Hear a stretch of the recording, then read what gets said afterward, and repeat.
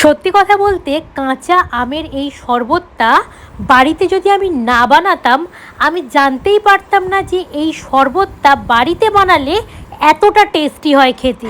কিছুই না, বানানো খুব সহজ। আমি এখানে একটা কাঁচা আম নিয়ে নিয়েছি, গ্যাসের ওপর একটা ঝিক বসিয়ে কাঁচা আমটা ভালো করে পুড়িয়ে নিলাম। ততক্ষণই পোড়াতে হবে যতক্ষণ না আমের খোসাটা পুরো কালো হয়ে যায়। তারপর ঠান্ডা জলের মধ্যে আমটা ফেলে খোসাটা ছাড়িয়ে নিলাম।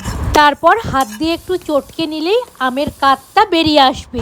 এবার শুকনো খোলায় একটু মৌরি, একটু জিরে, কয়েকটা গোলমরিচ, একটা শুকনো লঙ্কা দিয়ে খানিকক্ষণ নাড়াচাড়া করে নিয়ে মিক্সার গ্রাইন্ডারের মধ্যে দিয়ে একটা মশলার গুঁড়ো তৈরি করে নেব। এরপর আমের পিউরির মধ্যে পরিমাণ মতো চিনি, বিট লবণ, ভাজা মশলার গুঁড়ো, বরফ, ঠান্ডা জল দিয়ে সব কিছু ভালো করে মিশিয়ে নিলেই তৈরি আমাদের আম পোড়ার শরবত।